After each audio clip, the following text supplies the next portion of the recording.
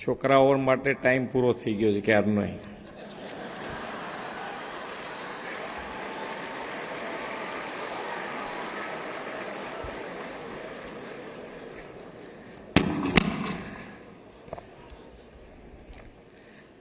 કારણ કે 45 મિનિટ પછી આમ તો વૈજ્ઞાનિક છે આપણો પીરિયડ, 45 મિનિટ પછી ધૈર્ય રાખવું મુશ્કેલ પડે.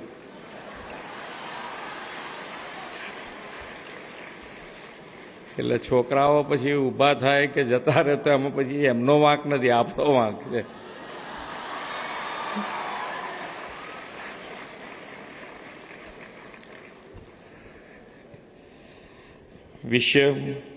વિશ્વ હોમિયોપેથિક દિવસ 2025ની ઉજવણી પ્રસંગે આપણી સૌની સાથે મંચ ઉપર ઉપસ્થિત કેન્દ્રીય મંત્રી શ્રી પ્રતાપરાવજી જાદવ, મારા સાથી મંત્રી શ્રી ઋષિકેશભાઈ પટેલ, કેન્દ્રીય આયુષ સચિવ શ્રી વૈદ રાજેશભાઈ કોટેચા, સંયુક્ત સચિવ શ્રી મોનાલિસા દાસ, એડવાઇઝર ડૉક્ટર સંગીતાજી દુગ્ગલ, NCH ચેરમેન ડૉક્ટર પિનાકીનભાઈ Trivedi, director NIH doctor Pralay Sharma, CCRH director doctor Subhash Kaushik, આમંત્રિત સૌ મહાનુભાવો, સમગ્ર દેશમાંથી પધારેલા સૌ ડૉક્ટર મિત્રો, વિદ્યાર્થી મિત્રો, પ્રેસ મીડિયાના મિત્રો, સૌને મારા નમસ્કાર.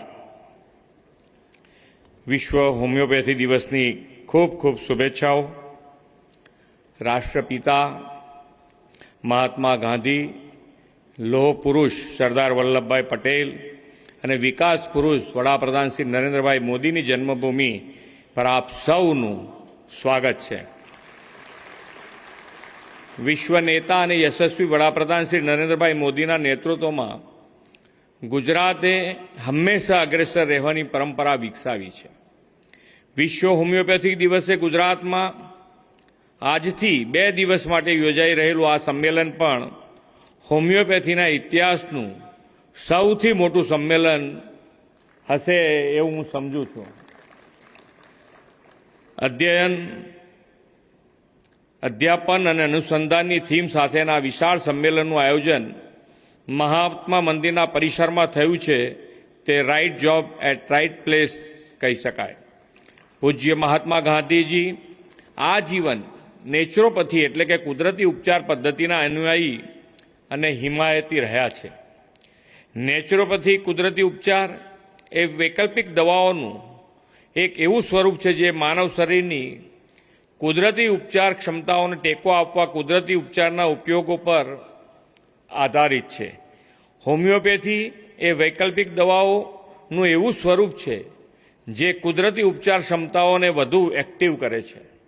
આમ બેયના પાયામાં તો રોગને જડમૂળથી નાબૂદ કરવાના ઉપચારો જ છે.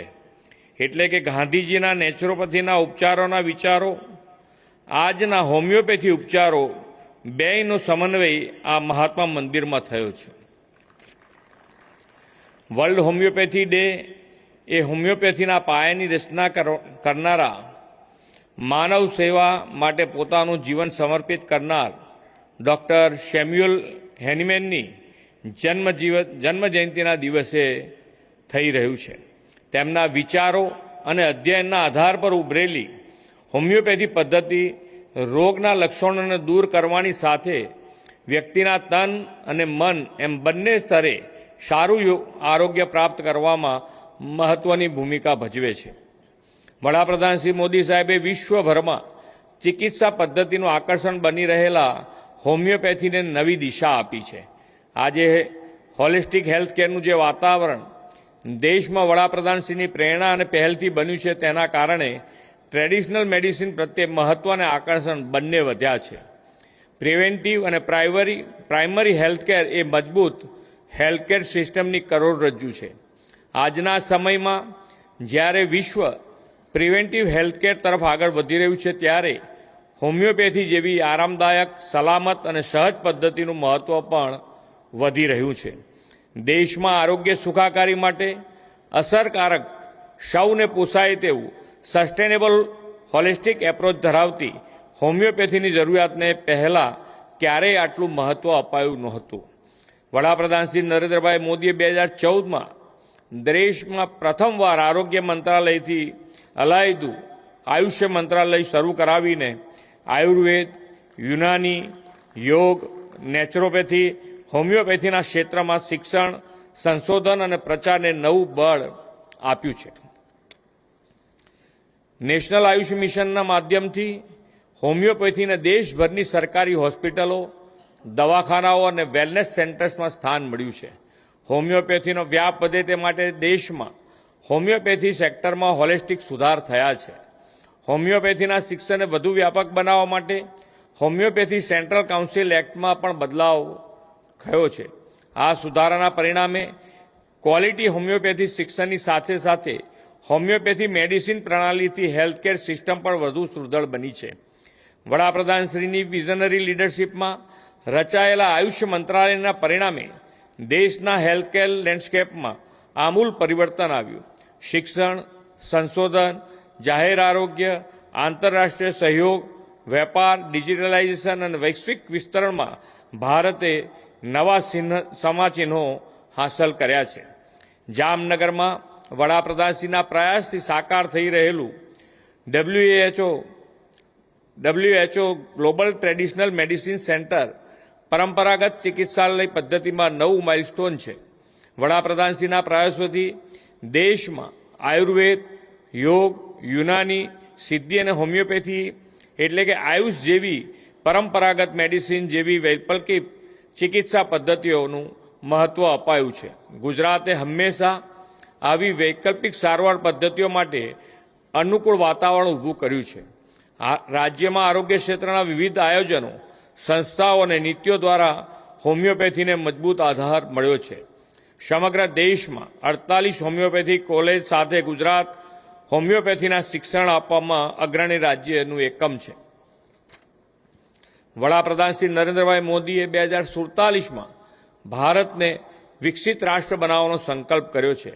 તેમણે ગઈકાલે જ રાષ્ટ્રહિતમાં 9 સંકલ્પો આપ્યા અને તેમાં કેચ ધ રેન અંતર્ગત પાણી બચાવવા અને એક પેડ મા કે નામ અંતર્ગત માતાના નામે એક વૃક્ષ વાવીને તેના ઉછેર માટેની હાકલ કરી છે.